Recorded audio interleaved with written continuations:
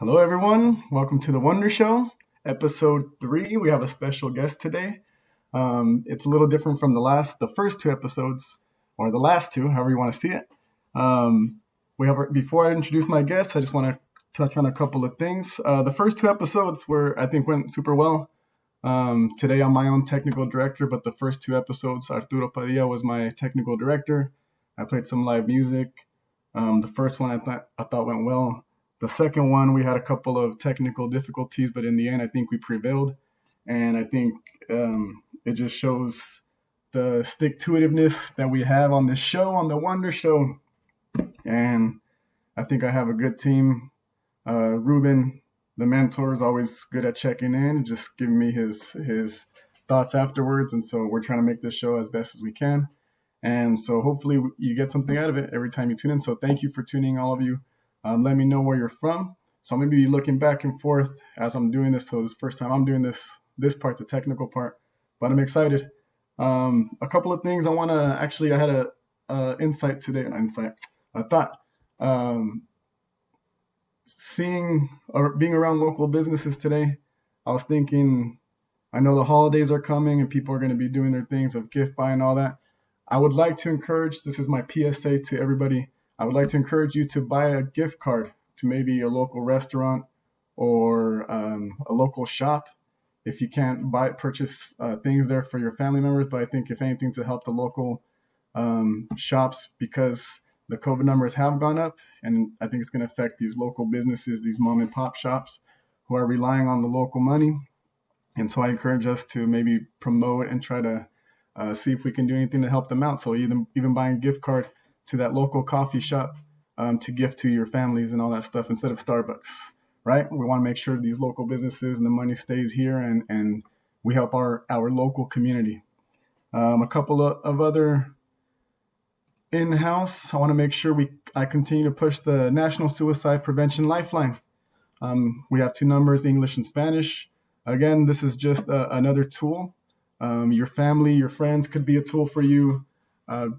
This is just another one of those resources that, if you ever need it, it's there. And the times that I've used it, they've been super, super helpful. And I encourage you just to put it in your phone.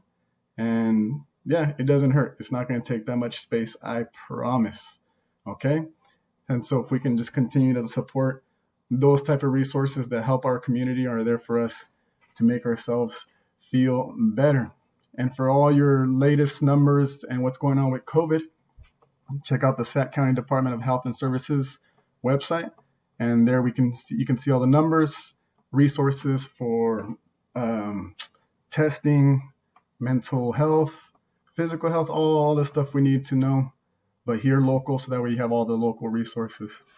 And just I want to give a shout out to the Latino Center of Art and Culture and check out their website. They put on a lot of really good events throughout the year. And obviously, because this COVID thing, they do their best to try to make it those traditions alive. Like the Dia de los Muertos, they still had it, and they did it a little different these days. But it was good. Just like the second episode of the Wonder Show, they went forward and went with it and did their best for the community. Okay. Hola, Ruben. I have Ruben shouting out right now. Thanks, Ruben, for tuning in. My mentor, my StreamYard mentor. So my first guest today, my first guest, my only guest. So Zulema Balderas Padilla, let me give you a little bio of her. So Zulema Balderas Padilla, MSAPCC, APCC, Associated Professional Clinical Counselor, Career Counselor. She goes by the pronouns she, her, hers. She earned her master's in science and counseling with a specialization in career counseling from California State University, Sacramento. She also studied at UCSB with yours truly. That's where we met almost 12 years ago. 12 years ago. The time, where does it go? She has diverse experience in serving the LGBTQ plus population, first generation, and people of color. She practices from a place of compassion, positive regard, and narrative therapy. That narrative therapy, I never really knew what it was until she kind of broke it down for me. And I think it's a beautiful, beautiful strategy. And maybe she can touch a little bit about that when she comes in. She believes through normalizing the rewriting of our stories and self-awareness, people can heal and step into the best version of themselves. Zulema credits her Mexican immigrant parents for instilling empathy, kindness, integrity, and humor into her work and everyday life. I can attest to that. That's very, very true. Outside of work, you can find her dancing, painting, enjoying anything. Peanut butter, I agree. Being a mom to her amazing 18-month-old son, a loving and supportive wife, and most recently roller skating while wearing a mask. And she's a smooth, smooth skater. Okay, and I do encourage you, grab yourself a pen, piece of paper, take some notes. Hopefully there's some good things. And please help me welcome Zulema Balderas Padilla. Welcome, Hi, Zulema. everybody. Gracias, Roberto. All right, so first off, just want to check in to see how you're doing. And just want to see if you can talk a little bit about your experience during this pandemic and what's been good, any habits, any new habits that you've developed or picked up. Thank you. Yeah, I can't believe it's been 12 years. It's weird I that we don't know. age, right? We're just babies. Look at I us. know. Um, yeah, so it's, well, first of all, thanks for the opportunity to be here. I'm obviously a number one groupie of your show. Being behind the scenes, it's been an honor, and I'm grateful for this space today. I think one of the biggest things that I want to make sure that even just starting off to say is that this is a hard time for every single person. And I just want to bring that to kind of the conversation, even to start that all of us are having to be adaptable in the best way that we can. And some days it's great, some days it's not so pretty. From adapting to your work, whether it's like myself working entirely from home now, whether it's you're having to go to work and potentially expose yourself or your family, the anxiety that could surround that. If you have kiddos and you're navigating virtual learning at home or a combination of both, it's just a lot of pressure, I think, in general for all of us, right? We all try our best and we have really high expectations for ourselves, and I'm not sure if there's conversation about kindness and gentleness for self and for our families during this time that we're navigating grief, um, whether it's grief from loss, whether it's grief from losing your job, the isolation for people who maybe are single and are in our home by themselves, and not having a chance to be with friends or family. The holidays are coming up, and it's all of those things, right? And so even for myself, I think that when I was first told, like, okay, you're going to be working from home, it was like, okay, this is just temporary. This is just temporary. We're doing what we can to survive, and really this is crisis mode for all of us. um Yeah, I don't think anybody saw like this coming, and like you're saying, I think you're touching on some good points about we're just rolling with it, figuring it out, and yeah, it's I guess normalizing is a good word for it. Yeah, if you can keep touching on that, the normalization of all this. yeah, and I think that as we start to come to kind of, as you mentioned, the numbers are going up again in this area, and to think about it as this isn't survivor mode anymore. It's having to stop and say, like, what are the things that don't serve me with how I've been doing them, whether that means, for myself even is, I'm trying my best to be a good employee, trying my best to be a good mom, trying my best to be a good partner. um, and then there's like little room for myself, right? So it's even for myself having to stop and say, this is unreal times, let's stop and think, what is not working for me, and what do I need to kind of reevaluate. And when I say, not working for me, it's, and I want to be 100% real and say, some days, y'all, I get out of my bed, quickly make my kid breakfast, and then I have a meeting to jump into, and then it's like 4 p.m. and I realize, like, I'm still in my pajamas. Okay, like, pajamas going strong all day. And some days, like, that's the best that I could do, and it's fine. But for some days, I need to get out of my pajama. And so it's stopping to say, I need to put my hair, comb my hair, brush my teeth, wash my face, put on some good Shower. moisturizer. That's on an extra good day, okay? Shower, yeah, like, I mean, those are things that I think Yeah. right now it's, um, we have to really tune into to ourselves, and think about what we can control, what we can't control. And so I can control staying home, and not exposing myself, and wearing my mask and hand sanitizing and all that good stuff. I can control those things. So as the numbers creep up, I can continue to think about what I can control for myself, for my family, to keep me safe. um, and just thinking about, those coping skills. And something I know that you and I have talked about before is, you know the coping skills that you might have had back, pre COVID, are might not be existent. Like, the gyms, I think, are closing again. um it's going out to hang out with friends, for a coffee. The things that we might have leaned into for that support, for that comfort, are not here right now. So it's instead of, survivor mode, it's thinking, what does a new coping skill look like? Like I said for myself earlier, it's getting out of my pajama. That could be a coping skill for me. It's putting on some makeup, when I'm at home for a meeting, just so I can make myself feel better for a little while. It's maybe going for a walk, to the park, where I might have not done that before as often as I've been doing that now since being home.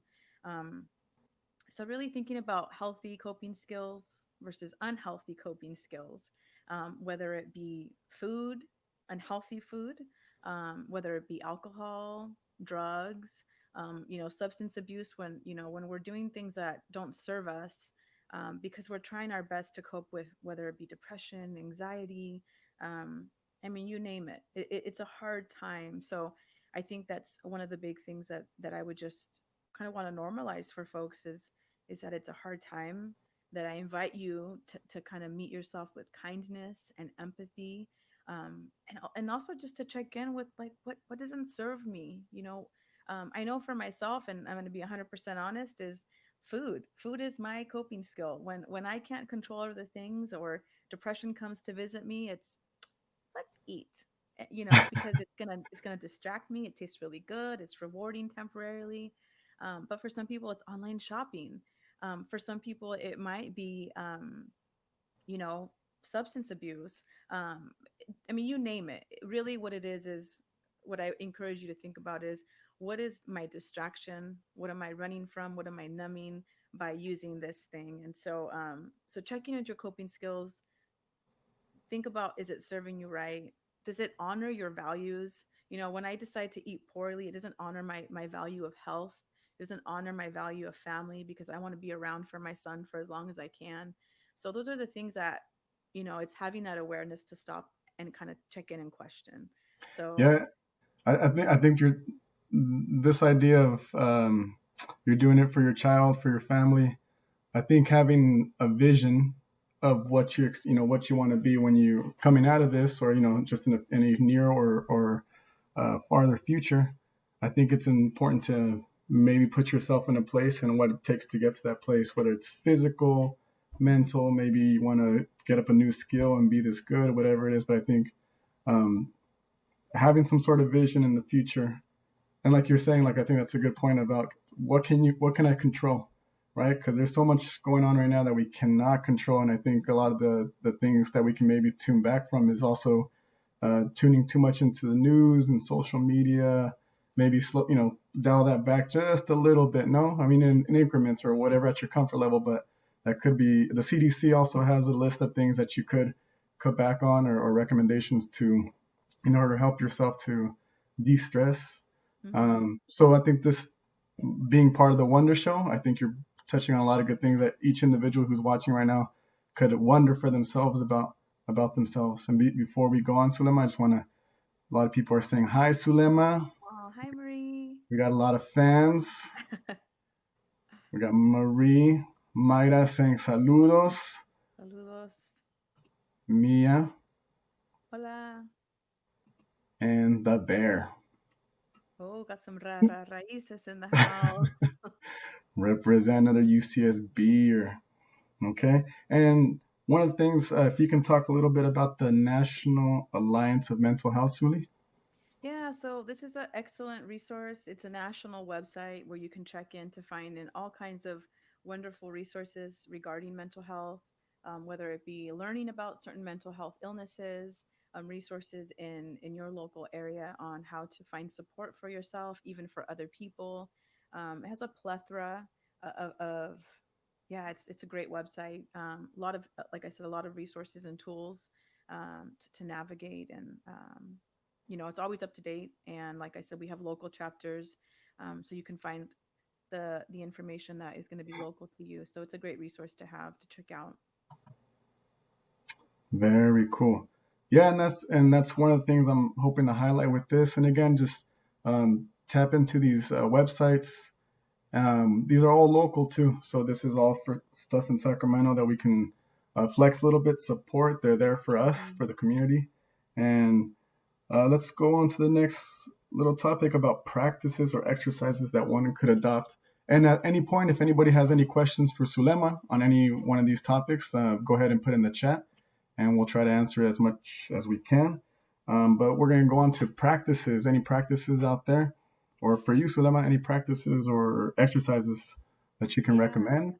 So one thing and I want to make sure to highlight is that we all have different privileges, right? Like I have the privilege of still working and having food on my table and being able to take care of myself and my family. And so everyone's in a different place, so I don't want to dismiss the fact. And when I say find a coping skill, I don't mean go and spend all this money on it can be something as simple as I'm going to meditate in my room with a app for 5 minutes, or just close my eyes and put some music on. And so it's really kind of meeting yourself where you are and where your needs are and what your resources are.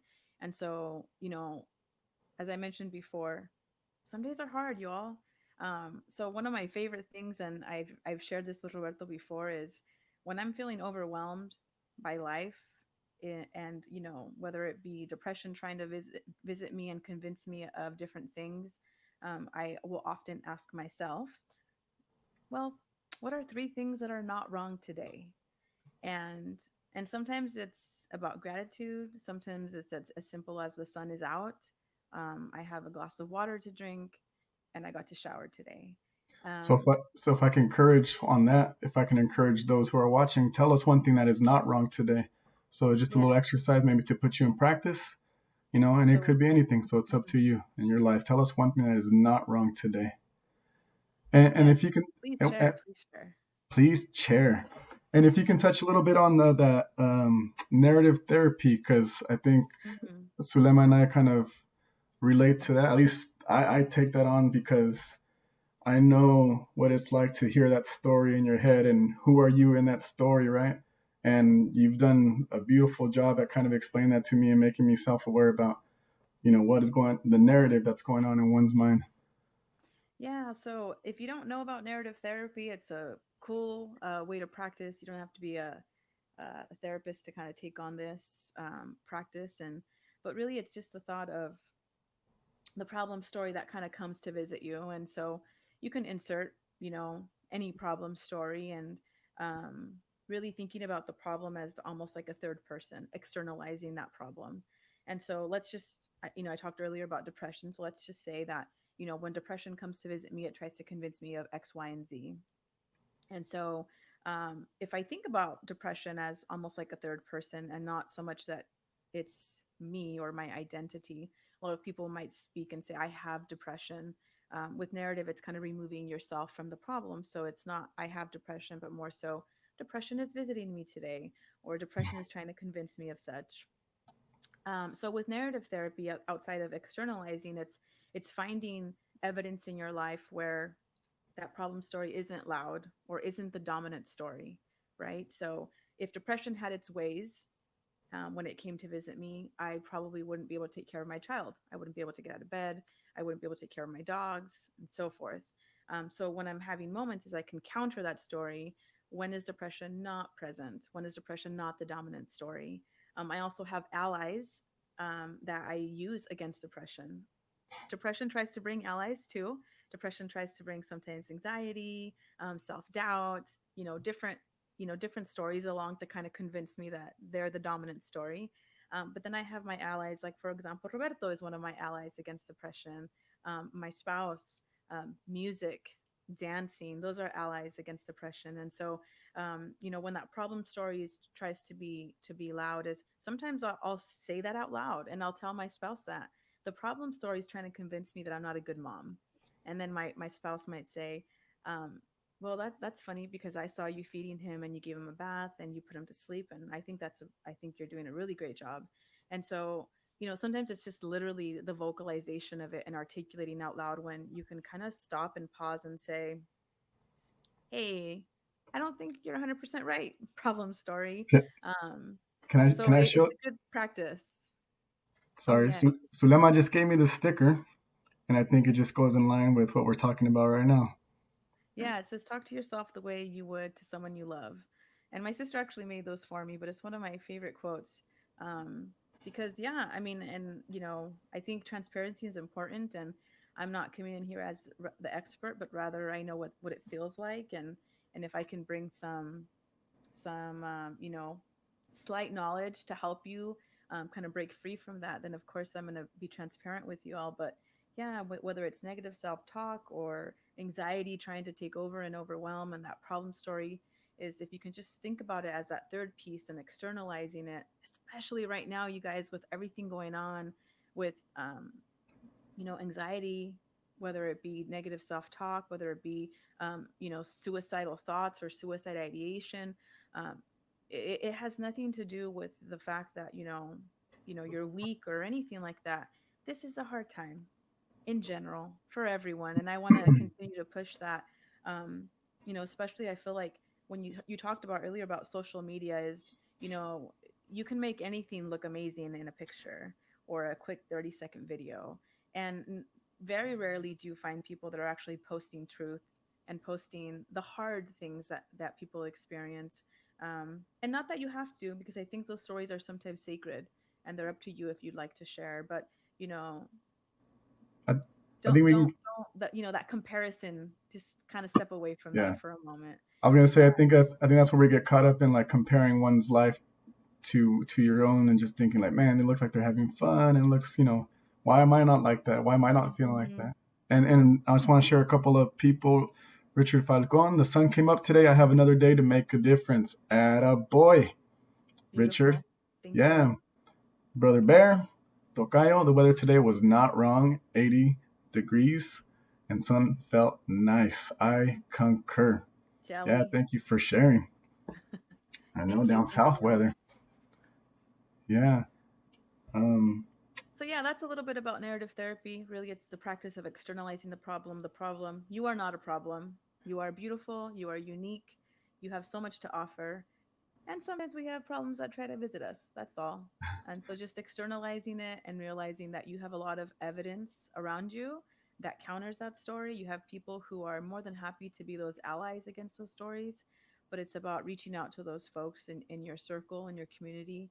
And like I said earlier, during this time that we're so isolated, we're peoples that aren't meant to be isolated. So it's making sure that, hey, we have the technology right now to be able to see their faces. And so FaceTime your yeah. friends, chat, text, whatever you need to And feel those connections. I think also being honest with I need help. Like Hmm. let a loved one know like I need help. And I think once you allow yourself to be vulnerable, then I'm sure there's plenty of people, whether you think so or not, that are willing to reach, extend that hand, extend that hug, and just hold you for a little bit when need Yep. be. But I think that was a big, big turning point for me when I knew and I shared that I needed help, and I got it, and it came to me. And I think when that happens, when you take that step, I think you open yourself up to people showing love, knowing that you need love, you know. And so I think that's a big step too. Let me put another couple of. I was able to present and hustle hard in my business, Mia. That's Bravo. right. I know. It's out there in Lincoln. Bless Your Heart Market. Mia's hustling out there. Another local shop we can support. And Alicia, Licha, dope sticker. Thank you. Love this. We appreciate you Gracias. showing up, Alicia. Merci. The French friends. Yeah. And touching on that, I just want to kind of talk about a little bit some of the practices or some of the things I think how you're saying. What was the term you used? It's not otherized, but you Externalize. externalized. Um, One of the things I remember you helped me do is take this narrative I had in my head, this visual, this movie, this story that I had, and project it on the wall on the Mm-hmm. other side of the room, turn it black and white. And first, and I think me being a visual person, a visual learner, it just fit with everything that I needed to hear and see just to kind of push it back. And I think that's why, and again, asking for help is a step in that, allowing someone to guide you through that, whether it's a therapist, a friend, just helping you just talk through it and just making, because sometimes I hear myself, I'm just thinking like, man, it sounds irrational. Mm-hmm. But I think that's what helps when you talk it out, when you allow yourself to be vulnerable. And Right. also, I think another little practice of just visualizing a table full of Robertos and who the different parts of me who are sitting at that table and who's speaking right now, who's acting on in this moment right now, and recognizing, externalizing all these parts of me Mm-hmm. that have their own strengths and purposes in my mind, in my life, and yeah, almost give and letting them sit at that table, but also understanding like, all right, you've talked enough, you've acted enough, I got this, right? Yeah. It's, and even the parts that I think sometimes might feel dark to us or really heavy or really sad, they really are all the our parts are important. Even those parts are important because they serve us in moments when we need it. Yeah, It's in their best version trying to protect us. And it's not to shame any parts of you because those parts are just as important. Sometimes they just try to take over and be a little extra loud. And I think it's, the time and conditioning over time, we start to believe that that's who should be running or, driving our car. And it's time to say, you know what, you look real tired. You need a break. Let this part of me that's more positive or more optimistic or more kind or whatever it might be take over, and you can go in the backseat and take a nap, right? And so even just thinking about it like that, but um, yeah, I'm happy to hear that you're finding even ways for yourself, to practice and find what serves you. That's beautiful. and at work, I had a presentation at this event, and I remember going through all that and learning about feelings and just this idea there's no wrong feelings. And I remember I put out the question to the kids and the parents in the room, and it was a loaded question, I guess, in a sense, but it's just a telling of what everybody thinks about. When I say, all right, I'm gonna say a feeling and then put a thumbs up or thumbs down if it's a good feeling or a bad feeling, and I was like happy, and everybody's like, yay! I was like, okay, excited, yeah, mad, no, and then sad, no, and I was like, okay, guess what? They're all okay. They're all just feelings. That there's no good, there's no bad. They're just feelings, and I think kind of putting that in perspective, I think kind of gives the sense of like, okay, like I'm frustrated, I'm mad. Now what? Now I think the biggest thing is how you react to it. Whether, like you're saying, the coping mechanisms. Like some people drink it away, some Hmm. people smoke it away. You might like, you know, be violent, and I don't know. It's just understanding like what each one of those emotions makes you react to, no, or how you react to all those emotions. Yeah, processing, No. processing instead of Amazon cart full. Let me serve myself another serving of pizza. Whatever it is. Like you said, there's all these vices, right? But really, Yeah. all it is that distraction, that numbing. Um, it's hard to be vulnerable and brave. It takes courage, and but I promise you, you will grow. and whether it's through discomfort, but it will get better. And each time Yeah. it gets a little better, and your problem story gets a little bit quieter and comes to visit less often. And it's not to say that, I think this type of work is a work of a lifetime, because we're always going to have different things come up, whether it's a pandemic, which hopefully we never have to experience anything like this in our lifetime. But loss, I mean, that's just Yeah. our life, right? So if as long as we're trying our best to really build our resources and our tools, so that when something comes up, we can reach into our tool bag and be like, okay, what can I get that's going to help me with this? And it might take a Right. couple of different things, but it's kind of like that trial and error I of think figuring out what seasons. works for you. Yeah. Yeah, I think that, like, we're all gonna go through seasons, and just Mhm. kind of making sure you're planting those seeds in your own mind and your own body, and practicing in order to be Mhm. ready for those winters in your life and your heart. Just want to give off another couple of Mayra, another UCS beer. Oh, Raíces. Everyone in my home is well and healthy. Beautiful, beautiful.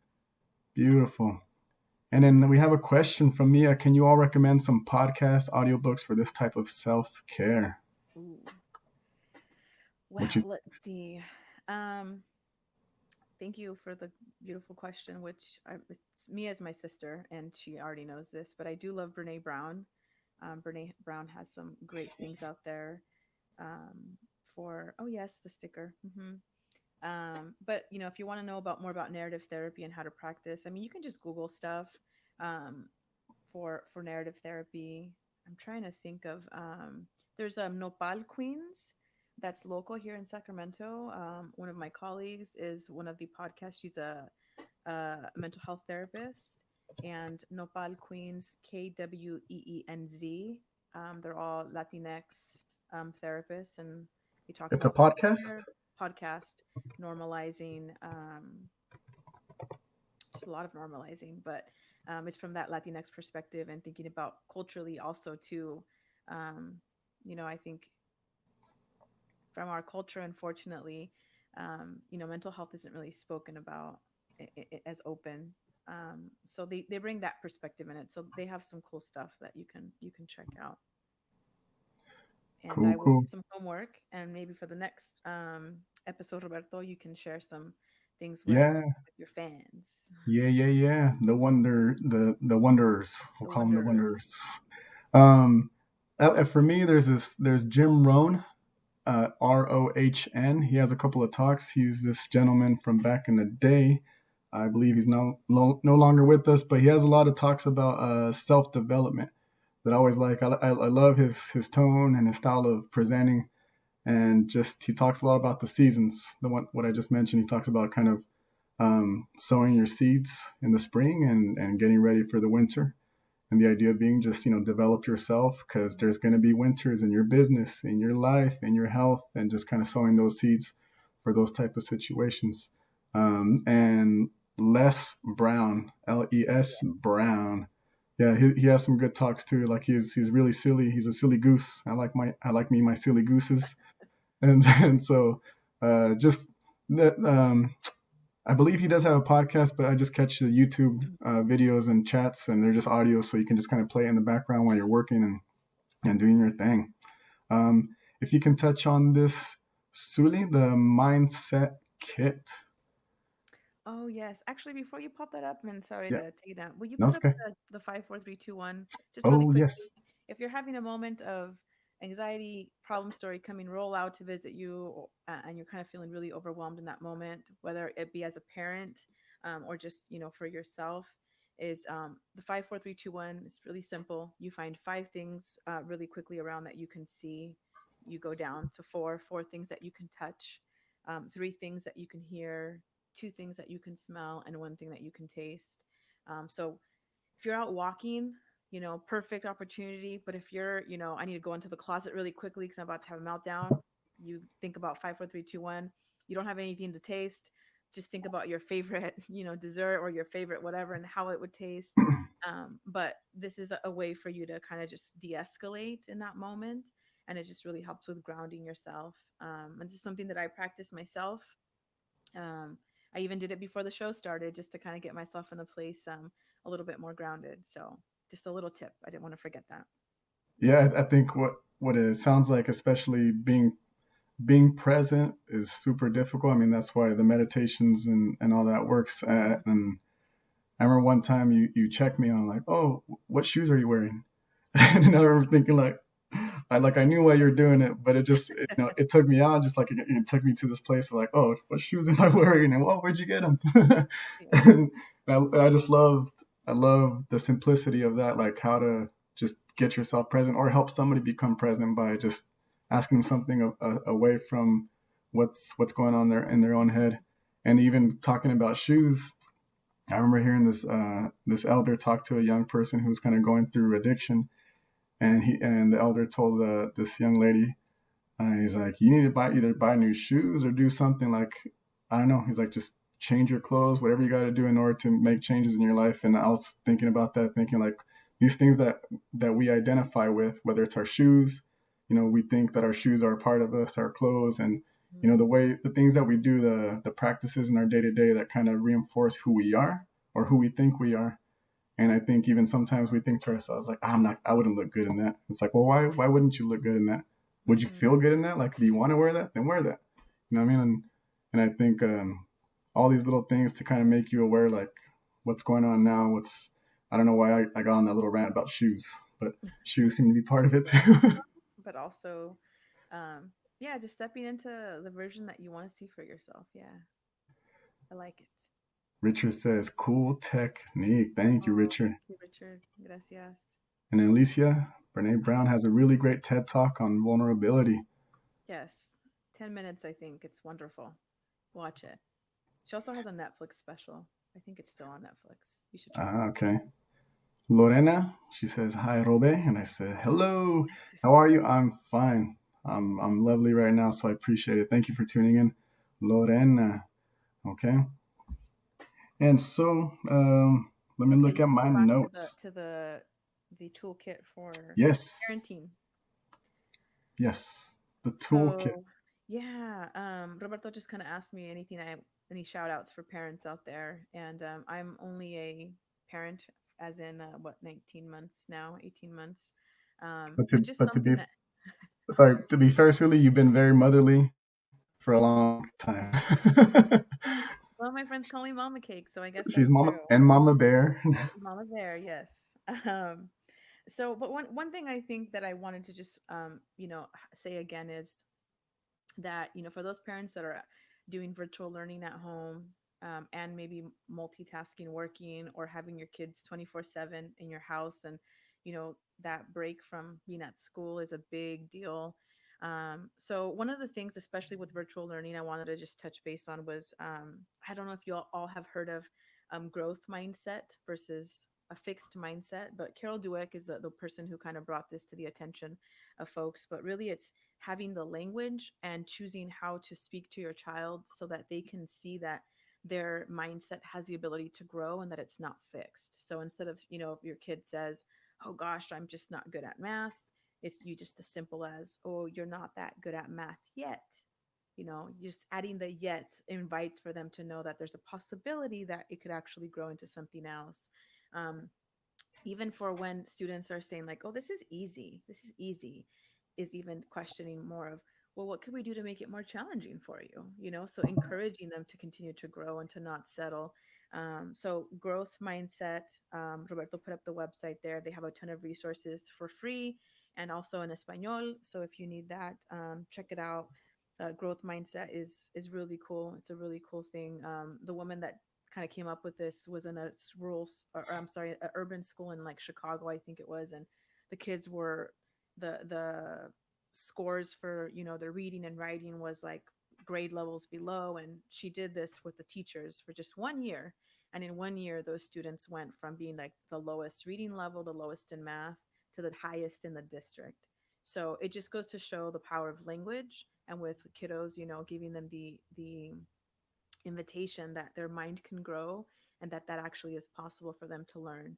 That is challenging and sometimes it's hard and it's work, but it's possible. So just encouraging some of those parents at home, for your kiddos that might be struggling, because it's a huge transition for them as well, the virtual learning.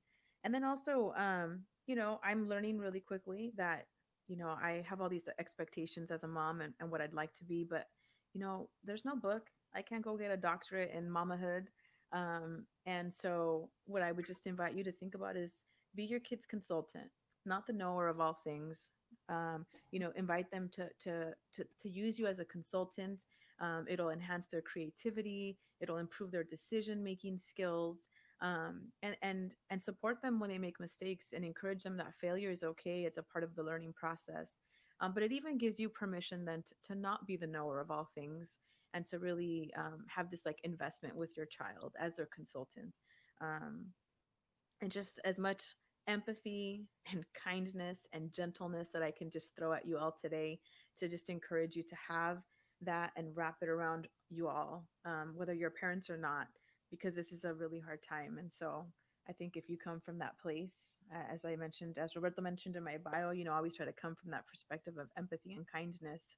Um, I think with those things, we can do beautiful things for our families and for our world. So, Yeah, I think with all this, considering this is the Wonder Show, I think if we can continue to nurture our own wonder, and I think all this stuff about the growth mindset for parents and all that, assuming that you can tell yourself, I don't know everything, and putting yourself in a position to be a student, because the kids are soaking it up like crazy and they're learning every single little move you do. Um, mm, and another technique that I learned, I work in a preschool. And so one of the things that in our CSUFL training, which is this pyramid training of like this development of building minds. And so building character, and one of the techniques is narrating the things that they do, as opposed to saying like, "Oh, I like it. I like when you do this," or "I like when you sit down quietly right there. I like when you pick up your toys." And the reason why, instead of doing that, say like, "Wow, you're picking up your toys, being an awesome helper." You're just narrating, so that way they internalize what's going on and what's mm, happening. Because when you keep saying like, "Oh, I like when you do this, I like when you do that," then you're basing their actions based on how you feel, and they're doing it because they want to please you. And so I mm. think that was a really cool. It's a really cool just idea to shift in the head, thinking like, yeah, I think it helps to kind of narrate their life, so that way one, they pick up the language of what's happening and what they're doing, and two, they internalize what they're doing and internalize those feelings like, wow, you're being a really good helper right now, and Mhm. you're working really hard, you're concentrating really well right now. And so it's just everything about them, as opposed to like, oh, mommy likes it when I do that. Yeah. And I like, even when you're acknowledging struggle, the courage to keep working on something, frustration. "Ah, I see that you're really frustrated. You must be Yeah. having a hard time. That's okay." That normalizing those things for them too. So yeah, those are all great. The simple tweak of just language and what it does, and how it can shift for not just a kid, for us too, folks out there. Yeah. We all have a growth mindset. We don't reach a certain age and we don't learn anymore. We have the opportunity to continue to grow and challenge ourselves. So yeah, being that example for the next generation. Let me put this question up here. It says, Mari says, good resources. Can we post the artist core site? I think we can. We should. I'll try to put all these resources straight on the site. Um, Maida says, love that. All good stuff that Suli's sharing. Richard asks, how do we get the elder Latinos to embrace these mindsets? Ooh. Um, Maybe Richard, if you can write down what specifically you're talking about growth mindsets. But I will say, I have the privilege of still having both of my parents around, and you know, I am grateful that I'm able to have these conversations of challenging sometimes the beliefs that our cultura has, and them being open to listen and to think about, and reframing. So I think it's really about being transparent, being vulnerable, having conversations that maybe go against what the norm is. But I think it's possible, and I see it within my own parents. So I'm grateful that, like I said, they're open to that. But as I mentioned earlier, I think a lot of it has to do with empathy and kindness, and aligning our values and showing them how maybe certain things contradict those values. Yeah, one thing I remember, this came up a while back about it was more generalized. The this opinion, someone said that, you know, kids aren't talking to the elders enough, and elders aren't teaching the kids enough. Mm, And it was just this perspective of like, you know, there is this big gap. It could be because of language or just understanding. Um, but I think it, to me, I'm another thought. Like, I think we all have to learn how to listen respectfully and talk respectfully. mhm, It's a hard thing to maybe swallow our own pride that we don't know or we're not in tune with what's going on. But also, I mean, everybody's an asset in this community. I mean, elders especially want to say that just because they've been through the times, and you know they have a lot of knowledge. So there's this one rapper, Ross KD from the Bay Area, who says every time an elder passes away, it's like a library burning. mm. And I think that's a powerful image, you know, because I see it visually, and it's true. And we want to make sure we take care of our elders and feed them first. But that's a really good question, Richard. I think that's a valid question. Um, Mia I says see. thank you. Hmm? Oh, nada. I see Richard says the norm is to soldier through it. And okay, so I understand what you're saying now, Richard. I'm with you. And I think that it's just us is to break that cycle, to break the cycle of silence, to break the cycle of not soldiering through it, to say, I'm going to soldier through this, but I need my village behind me. Yes, I'm an adult. I'm years old, but I'm still going to need my village. I'm still going to need that support. And asking for it. I think I think pride has a lot to do within our culture. But I think once you start speaking and breaking those norms and stereotypes, you create new norms for your family and your culture and how your family system functions.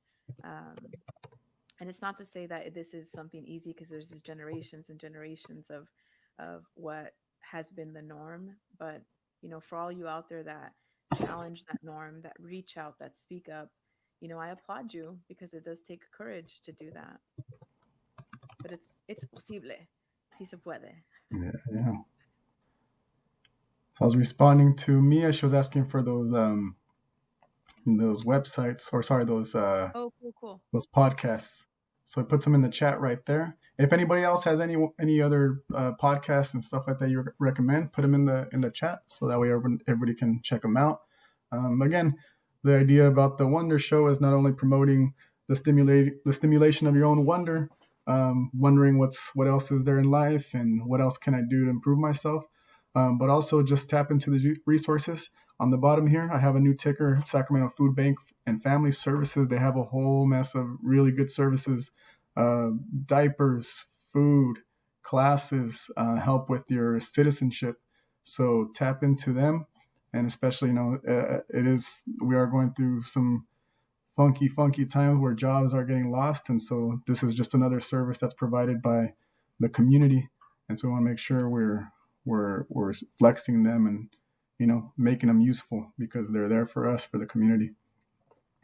Okay. And before we finish off, are there any more questions out there? So Kathleen Lynch says your suggestions for rephrasing messages to kids is brilliant. I'm just passing along the message, Kathleen. And I think all these things, again, these are just uh, ideas that we've learned along the way. I think that we're just paying it forward. And this is what it's all about. Just, practice. And if it works, then preach it, Mhm. right? And it might not work for everybody, but, put it out there and somebody's going to use it, right? And thank you, Richard. Thank you, everyone, for tuning in. Okay. Anything else, Huli? Any last words, last shout outs? Again, um, just, um, if you know me, if you don't know me, you can find me on social media or reach out to Roberto. I can be an ally for you if you need it. Reach out to your community, reach out to your friends. You don't need a huge community. You just need the one or two people that you can count on when you're at the bottom of that hole and you're just like dark tunnel vision here. And the person that not the person that's gonna say, "Oh, I'm sorry." It's the person that's gonna say, "I know it's a hard day. I'm with you. Just the person that's going to be real and that you can be transparent and vulnerable with, and they're going to just take care of you in that sacred moment. Um, find those people. And if for some reason it's hard and you can't, Roberto spoke to this earlier, the 24-hour National Suicide Prevention Line. There's also a crisis line that you can text. I'll share that with Roberto too, to pass on. If you don't want to talk to someone, they have therapists there that can text and help you navigate through something. But it's just, remember, if I can just leave you with, externalize the problem. I promise you that there is evidence in your life to counter that story. You are not that dominant story. You are so much more.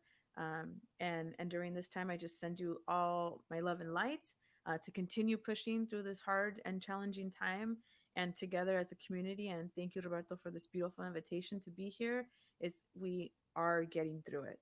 And for those of you who have been, impacted greatly with this, and like I said, I have the privilege of still working, and I just, even send my sincere pésame. It's a hard time, and let's not forget that. So use your resources. Check in on the Wonder Show when you can, if you need that little uplift, especially when Roberto's playing music. It's beautiful. And use your community, use your resources. We're here for you. Right on, Suli. Well, I appreciate you. And I do encourage everyone to find a Zulema in your life, like I have, or I meet a Zulema, if not be the Zulema in the life, right? And I use you as an example because I think, like you're saying, anybody who knows you knows what you're about and what you do. And so a couple people said thank you for this platform, giving us some guidance during this difficult time. And it's all mutual, Mia. It's all mutual. We're all here for each other. Lorena, wow, I concur, Lorena. Sanchez, thank you for holding the space and sharing so many thoughts, resources. Love you both. Love you too, brother. Mayra, thank you too, Mayra. Appreciate you for tuning in. Abrazos, Mayra. And oh yeah. And so before I close out, just a reminder, the next Wonder Show is this Thursday, episode 4.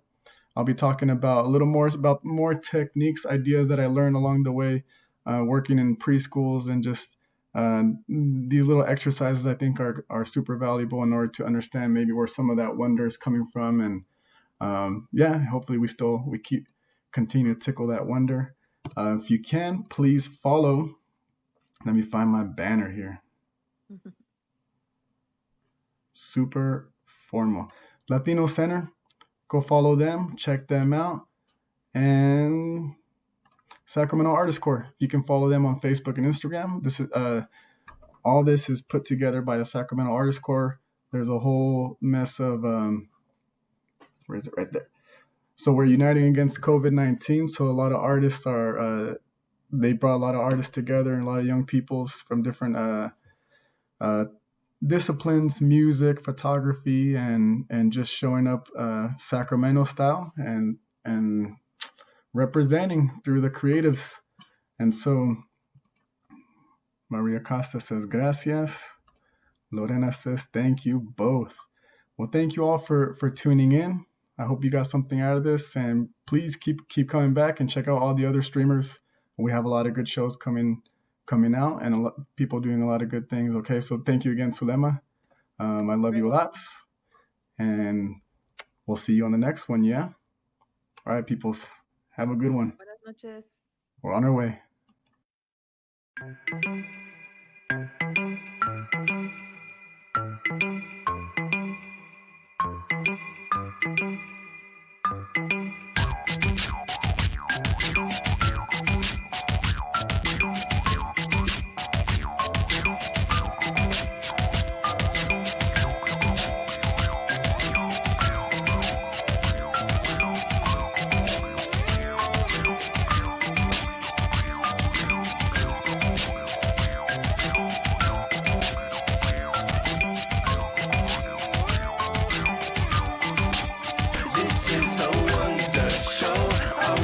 Show will go.